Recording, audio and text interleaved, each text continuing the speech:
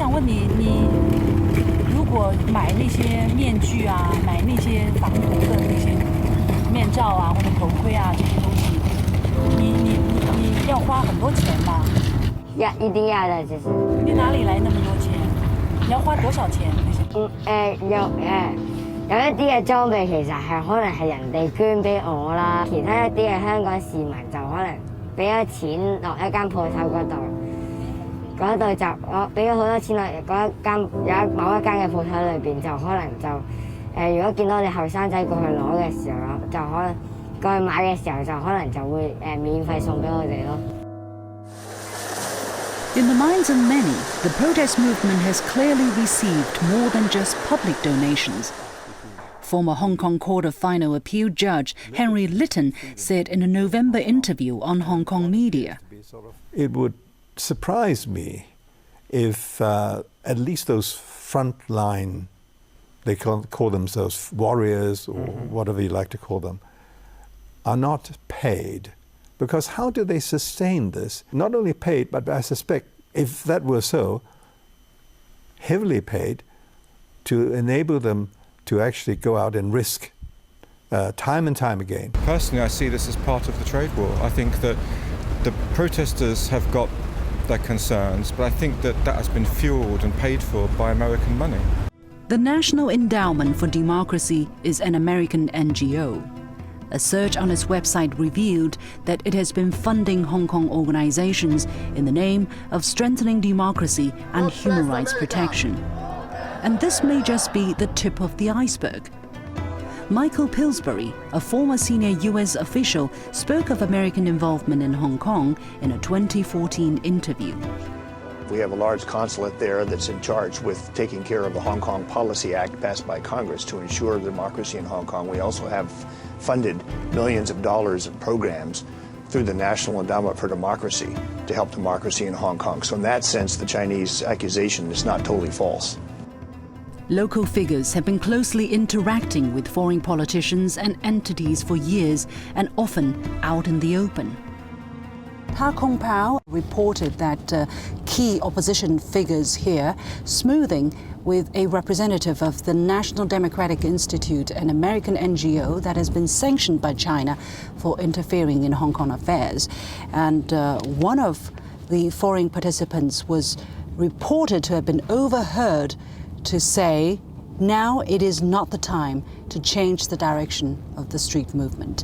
Jimmy Lai was also mentioned here. So far, nobody has come out to refute the report. For years, these figures have been soliciting, even requesting US's interference. Martin Lee, founder of the Hong Kong Democratic Party, said the US government has a moral obligation to speak justly for the people of Hong Kong.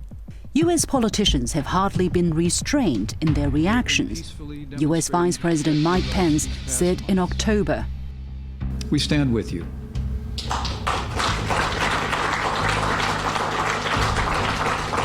We are inspired by you." His message was amplified time and again on Apple Daily, greatly emboldening the protesters. In November 2019, Washington passed the Hong Kong Human Rights and Democracy Act.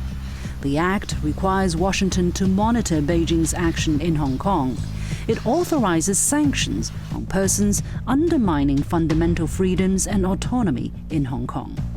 The act even allows visas to be granted to protesters who've been arrested. Apple Daily immediately hailed the act as won through blood and tears. The other is that the United States politicians want to encourage or empower the Hong Kong's protesters, particularly those who are violent, to sustain the turmoil in Hong Kong so as to make Hong Kong into a pawn against China, to weaken Hong Kong's economic value to China, and to use Hong Kong in the long run as a factor to contain China's rise. What does all this mean for young people such as Ming? It's purely a matter of one group of more mature criminals making use of the youngsters because of their enthusiasm, because of their purity of thought, to become their political tool. And the ultimate idea is for these mature politicians to take over from the existing Hong Kong government. Hong Kong is so close to China. If Hong Kong becomes a government which ideology is totally against one country and only work for two systems, of which is only the capitalistic system part, then it will affect the rest of China. So this is the way I look at this, what I call color revolution. On November the 24th, 2019, Hong Kong held the 6th District Council elections, the lowest level local elections. 5 months into the unrest, the elections, which should have focused on livelihood issues, turned out to be heavily politicized. A host of opposition candidates who condoned violence have been elected. They won the great majority of the 452 seats up for grabs, or 57% of the votes. 40% of the votes went to the pro-government camp, who campaigned on the message of no violence. Do you think the election results reflected the opinion of the people? Young people. Young, Only the young? Elderly. young, This girl can't only harass. talking about politics. So we feel very sad. Very sad. Because we can't help him We can do nothing. this election. The city's economy has taken a heavy toll. Visitor numbers dropped by almost half. The economy was plunged into a technical recession, the first time in over a decade. As I bid farewell to Ming, I asked him to take care of himself and his city.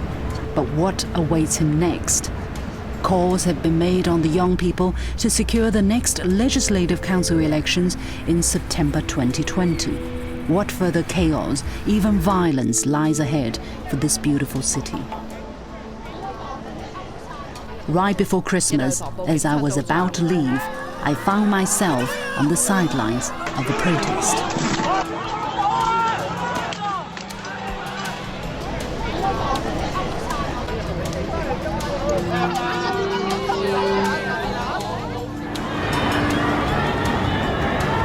Another protest right outside the City Hall, where protesters are waving American flags and riot police are standing by. It seems this kind of scene will continue to feature here for the foreseeable future. At the end of my interview with Ming, he told me, "See you on the site of another protest." Well, I hope he was only joking, because his future must not be a joke. Neither can be that of Hong Kong.